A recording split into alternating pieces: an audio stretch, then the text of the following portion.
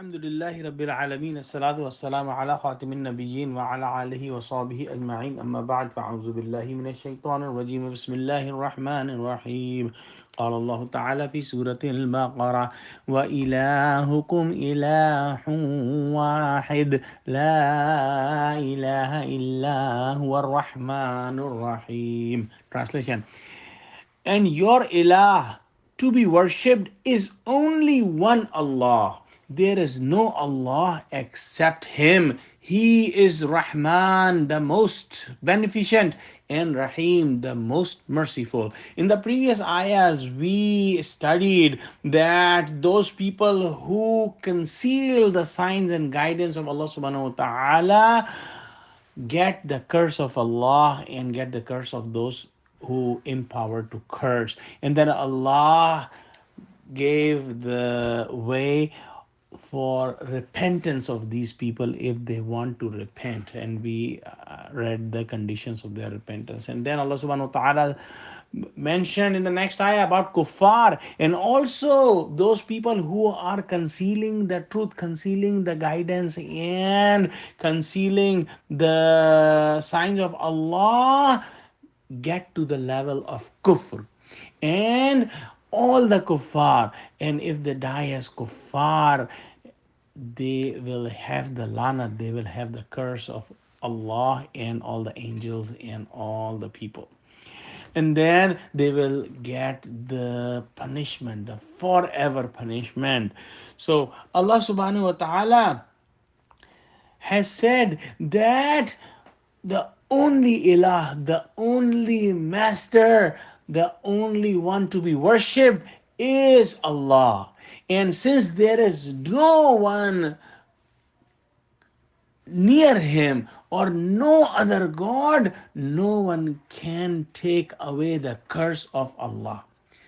So if someone has the curse of Allah, the lanat of Allah, since He is the only and absolutely only one God, no one can take away that curse.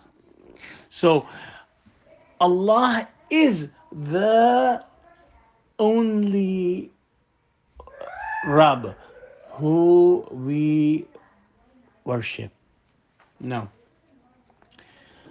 Allah subhanahu wa ta'ala says that Allah is the most beneficent and the most merciful. And we read about that the lanat, the meaning of lanat is getting away from the rahmah of Allah subhanahu wa ta'ala. So this makes sense that if somebody has lanat of Allah, it means that he is away from His mercy, because that's what lanat is.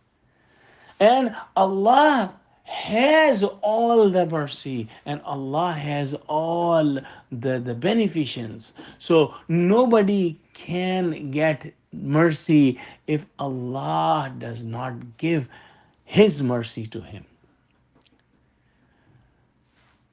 So it's important to understand that the shirk is the main cause of all the sins. And to be steadfast on Tawheed, to be steadfast in the oneness of God and making it pure is the root, is the cause of all goodness. And here in this ayah, we are studying about the Tawheed of Allah subhanahu wa ta'ala, the oneness of Allah subhanahu wa ta'ala, and this is the basics of Islam. In the next ayah, Allah subhanahu wa ta'ala has given very powerful reasons and very powerful